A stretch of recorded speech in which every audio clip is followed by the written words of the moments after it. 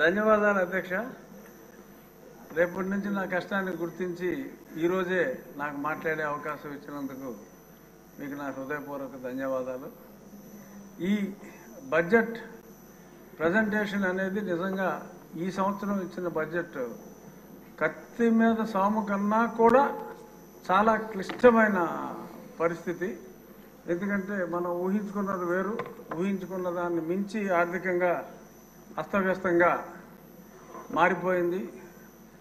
ఆ వచ్చిన తర్వాత ఆ లెక్కలు చూసి ఆర్థిక మంత్రి గారే అసలు ఆ షాక్ నుంచి బయటపడటానికి కూడా చాలా రోజులు పట్టింది. ముఖ్యమంత్రి గారు కూడా ఇంత విధ్వంసం జరిగింది అనుకోలేదని చెప్పి 3 రోజులు గతంలో ప్రజెంటేషన్ అంతా కూడా ఎంత విధ్వంసం జరిగింది అన్నది చెప్పారు. అయినప్పటికీ కూడా మరి ఇప్పుడు ఆ బడ్జెట్ రిలీజ్ చేశారంటే అది ఒక్క చంద్రబాబు నాయుడు గారి వల్లే సాధ్యం.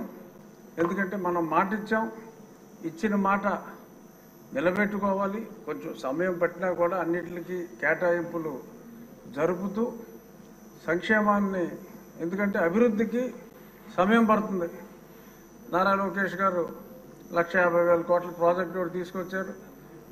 టీసీఎస్ నుంచి ఇన్వెస్ట్మెంట్లు, ఇంకా ఇంకొక 50,000 కోట్లు రిలయన్స్ ఇండస్ట్రీ నుంచి పెట్టుబడులు, ఇవన్నీ కార్యరూపం దాల్చి మనకి ఆదాయం రావాలి అంటే టీసీఎస్ తొందరగా రావచ్చు, కానీ ఇంకా మిగిలిన సమయం పడుతుంది.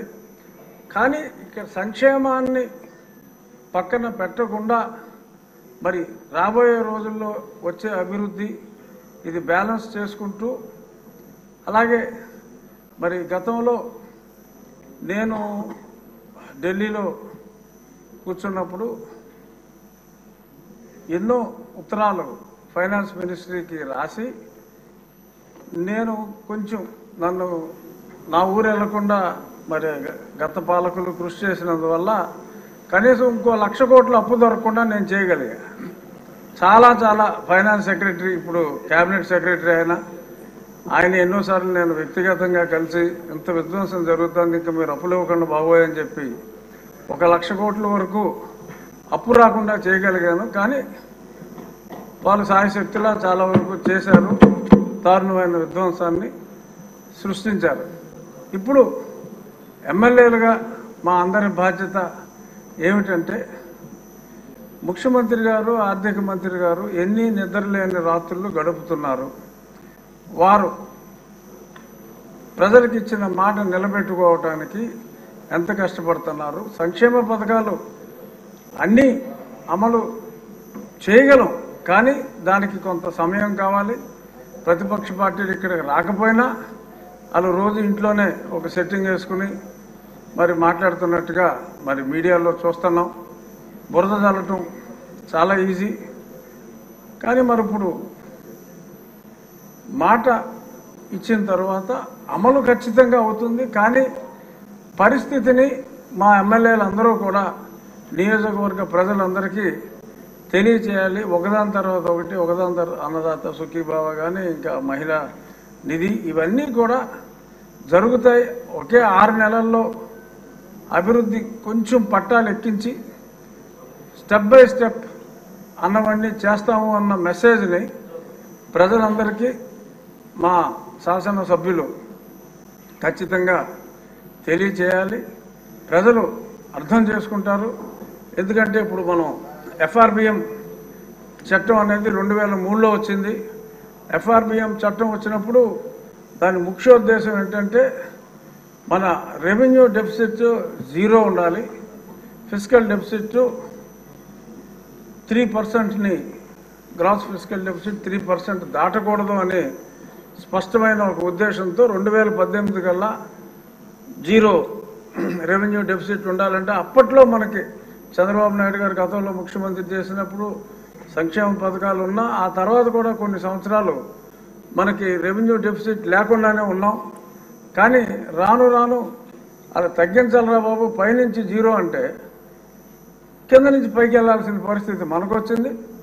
ఉత్తరప్రదేశ్ లాంటి రాష్ట్రం వాళ్ళు ఎక్కడో ఉన్నవాళ్ళు ఇప్పుడే లోకేష్ గారు కూడా చూశారు, సుమారు 70,000 కోట్లు సర్ప్లస్ రెవెన్యూలో ఉత్తరప్రదేశ్ అరౌండ్ 40,000 కోట్లు సర్ప్లస్ బడ్జెట్లో ఒరిస్సా ఉంది. అందరూ ఆంధ్ర రాష్ట్రాన్ని చూసి అప్పుడు చంద్రబాబు నాయుడు గారు ముఖ్యమంత్రిగా ఉన్నప్పుడు ముక్కు నేలేసుకునేవారు. వాళ్ళని చూసి నవ్వేవాళ్ళం మనం. ఇప్పుడు మన పరిస్థితి ఎలా ఉంది, వాళ్ళ పరిస్థితి ఎలా ఉంది. కానీ ఇదంతా చక్కదిద్దగలిగిన సమర్థుడు ఒక్క చంద్రబాబు నాయుడు గారే.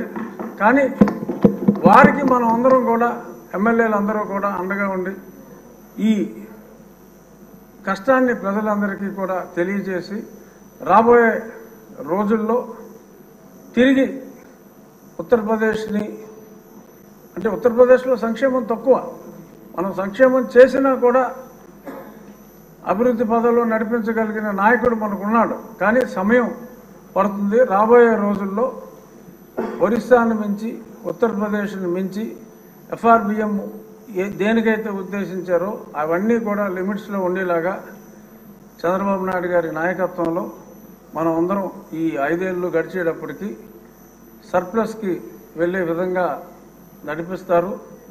ఆయనకి మరి పయ్యావుల కేశవ్ గారు ఆర్థిక మంత్రి గారు కూడా ఉన్నారు. అభివృద్ధి బాటలో నడిపించడానికి, పరిశ్రమలు తీసుకురావడానికి, మరి టాటా పరిశ్రమలు కొన్ని వచ్చినప్పుడు మరి లోకేష్ గారు కూడా ఎయిర్పోర్ట్కి వెళ్ళి రిసీవ్ చేసుకుని ఎయిర్పోర్ట్కి వెళ్ళి డ్రాప్ చేయటం అంటే ఆ కమిట్మెంట్ ఉంటేనే సాధ్యం. వీళ్ళందరి నాయకత్వంలో డెఫినెట్గా రాష్ట్రం ఆర్థికంగా పురోగవృద్ధి సాధించి ప్రజలందరి అంచనాలని తప్పకుండా అందుకోగలమన్న ఆశాభావం మా ముఖ్యమంత్రి గారి నాయకత్వంలో ఉంటుంది. కూటమి నాయకత్వంలో, మీరు సీరియస్ అవుతారు, కూటమి నాయకత్వంలో పవన్ కళ్యాణ్ గారు, భారతీయ జనతా పార్టీ కూటమి నాయకత్వంలో ఖచ్చితంగా అభివృద్ధి వైపు పరుగులు తీస్తామని చెప్తూ చంద్రబాబు నాయుడు గారి నాయకత్వంలో మరింత ముందుకు సాగి పునర్వైభవం ఫర్ ఆంధ్రప్రదేశ్ వస్తుంది అని విశ్వసిస్తూ నాకు ఈ అవకాశం గుర్తు చేసి మరీ ఇచ్చినందుకు థ్యాంక్ యూ.